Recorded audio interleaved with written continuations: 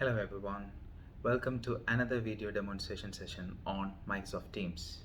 If you are a part-time instructor or someone who doesn't have an account linked to an organizational Teams account, then this video is for you. Here, I explain how you could create a Teams account using your personal email address and how you could use the different options available in Teams to schedule a meeting or a classroom session. Before proceeding, if you are watching this channel for the first time, don't forget to subscribe. So let's get on to the video.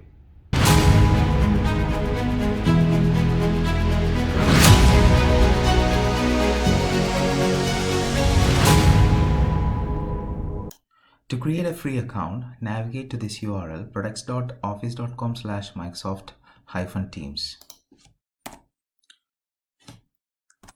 Now hit on sign up for free.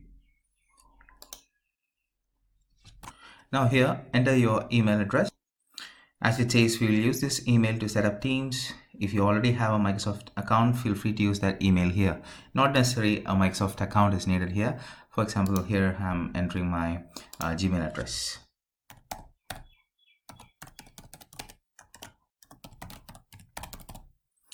And hit next. And in this particular case, I want to use Microsoft Teams to work with teammates. So I opt the third option and I click here and then hit next. Now we need to click on create account.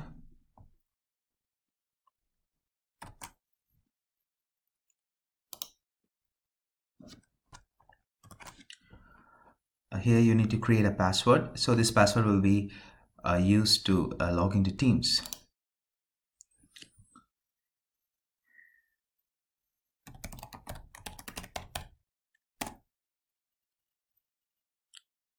Now I need to go to my Gmail account and I need to take this code 5036. I enter that code here 5036 and I click next. A few verification procedures that to prove that you are not a bot. Just click next. I just have to rotate this image and hit done. Need to enter a few more details here. I would just give this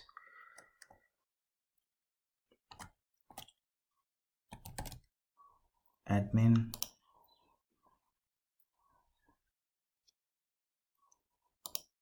and my company name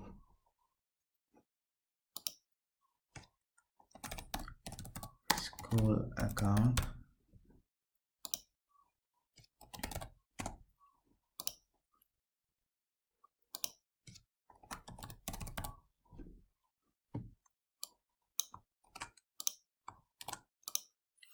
and once you're done, click setup Teams. So in this page you will be prompted whether you want to download the Windows app. So if you are using Teams if you're about to use Teams for the first time, then you might not have the Teams application installed on your computer. So if no Teams application is installed, you can click on here and download the Windows app, or you can use the web app instead, the browser-based application or browser-based Teams application you can use.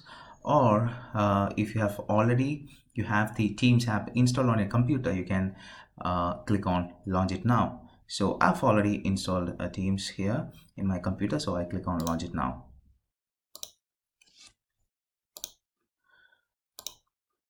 So I need to enter my credentials here.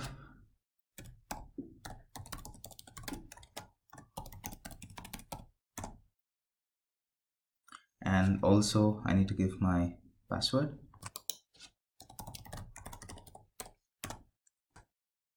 So here I need to choose between a personal account or a school account. For now, this is not for a personal use. and I click on school account and click continue.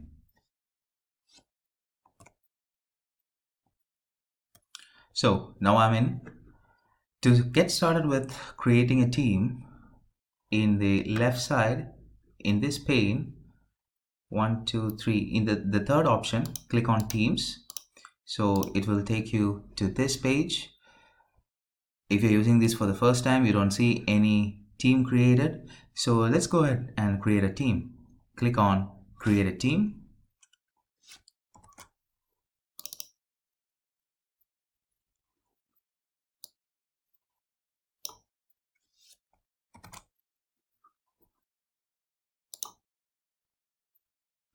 And here we're going to create it from scratch. And you get three options: private, public, and organization wide. So this is meant for a very private class, and I would like to choose that private. If you choose it for public, anybody in your organization can join. So the major difference between the private and a public group is that in the case of a private group, you need to be given permission to join. It's under the control of an owner, so only an owner can let you in, whereas public, once you create a public group, this will be available in the teams gallery, and anybody sees that such a team exists, and they can just join the group. For now, I hit on private and I give it a name. For example, let's say my class is geography class, and under the description you can give it a description that explains what is the purpose of this team. Okay, click create.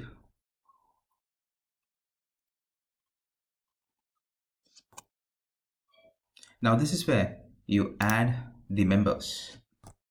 So this group is an instructor student group, so my members will be my students, and let me enter my student email address.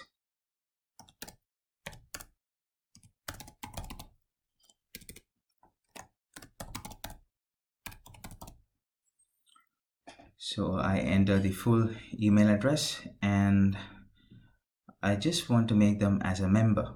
So a member will have some privileges which a guest doesn't have. So I click on member and I click add and hit close.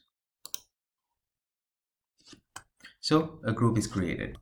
Now if you want to double check whether you have added all the student email address, or if you want to double check whether all the students are members of this group, you can go to these three buttons here next to your, ensure that you have selected your teams, and next to this teams there's three dots which is called the ellipsis, or it will provide you with more options, and go here and click on manage team, and it explains a few things.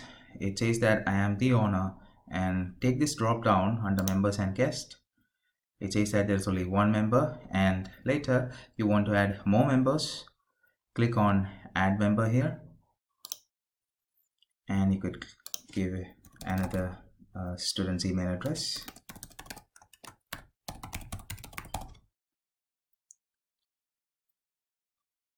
and hit member and add and click on close. So now you could see there are two students are added as members in this group. Going back to my main window, I click on my team's name, and you have a few tabs here. On the top next to general, you have post files. So if you want to post any messages or even to share any files, ensure that you are in this post tab, just like your browser tabs. Now hit on new conversation, and you can just type welcome all. So all the students will be notified that they have a new message in their group, welcome all, and you can add smileys, you can attach files, take this pin button here, or any other GIF images you want to share, you can do that here.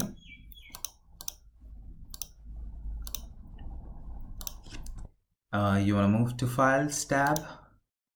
It takes a bit of time. Now, by the time it gets ready, let's go and see the student email box where he must have received an invitation email to join Teams, or that he was added as a member to Teams. Let's go to the student's email address, and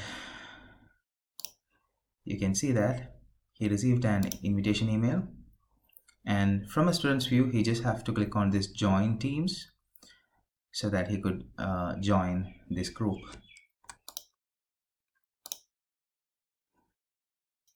So let me once again check the Files tab, and now it's ready. So in any case, if you have facing any difficulty in accessing the Files tab, probably after the Teams creation, it's better you sign out and then sign in once again. It will be ready. So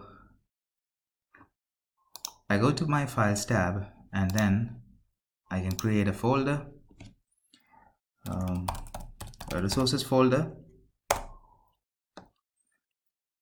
and I can go to the resources folder. I could click upload and click on files, and now you can point to the files that you want to upload here. So in my case, let me choose a PDF file, right? And my file is uploaded. Now to go back to post, I click on the post tab, and under new conversation, if I want to share any files here, I could do that as well. So I click on attach, upload from my computer, and let me upload an Excel sheet. So I uploaded this Excel sheet. It's not shared with the participants yet. Let me leave a message. Please find the attached spreadsheet, and once done, I could click on the send button here.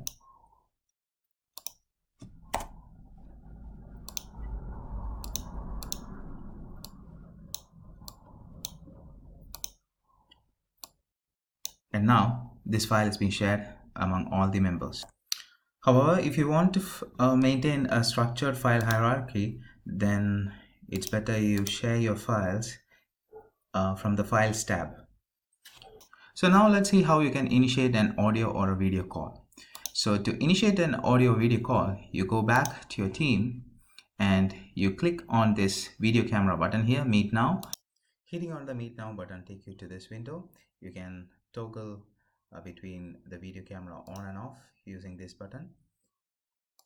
Now it's on and now it's off. You could give this meeting a title. Let me give it first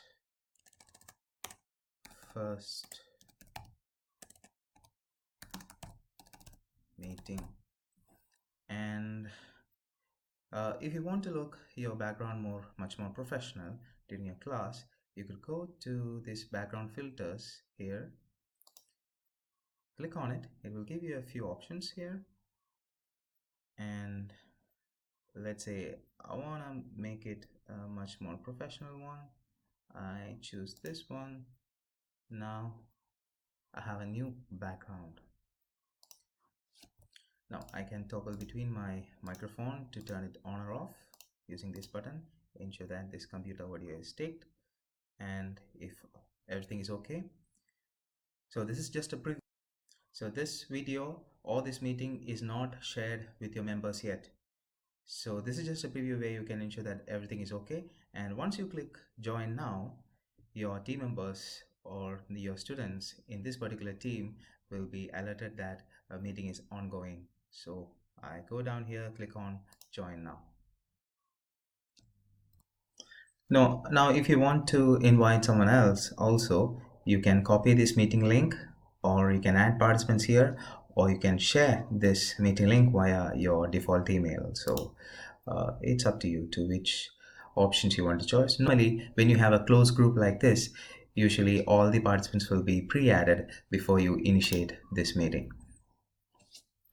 Now top here you have the control panel where you could share your screen, you could turn your microphone on or off, you could turn your video camera on or off in a click, and there are breakout rooms, and you could see the conversation happening in this team. You could see who all have joined,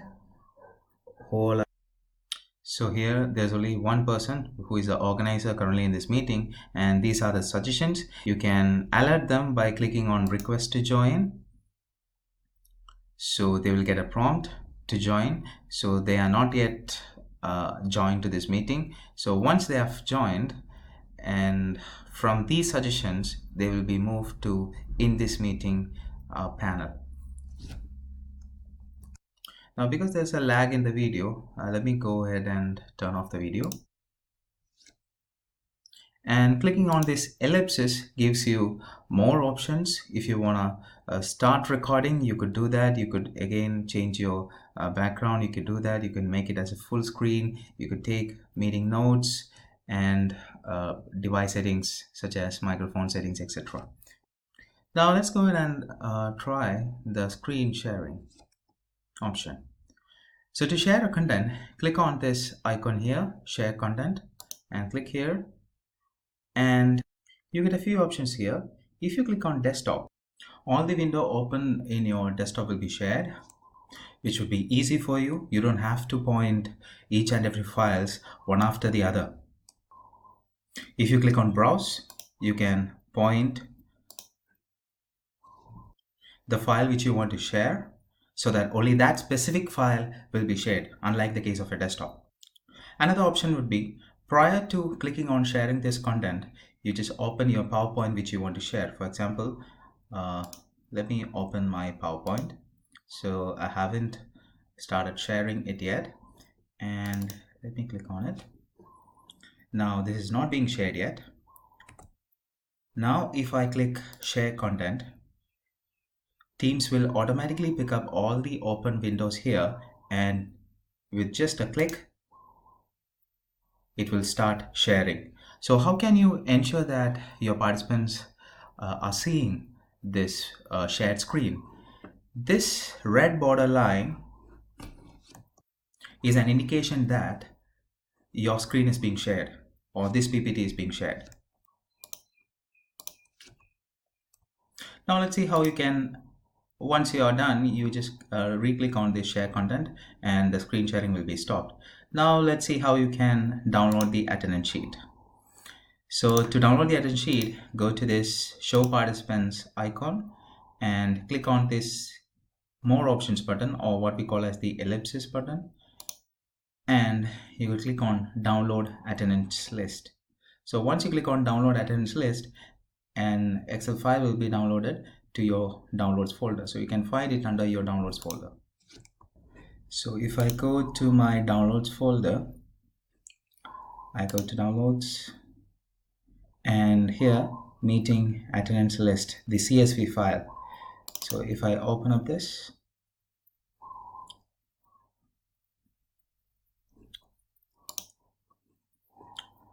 I could see that this particular person has joined and he has left. So he was there only for 8 seconds, and this is the owner. He is still in the meeting. So it's important that you download this attendance list before you leave the meeting. So in this free version of Microsoft Teams, you also have the option to start recording, to record this meeting. So you get a notification that this meeting is being recorded. And once you're done, click on this leave button or end meeting. And now the meeting is ended. Now your attendance report is available here, and the recording of this meeting or this online class is also available here, and as it says, it expires in 20 days. So those students who have missed the class will still have the option to listen to the recording.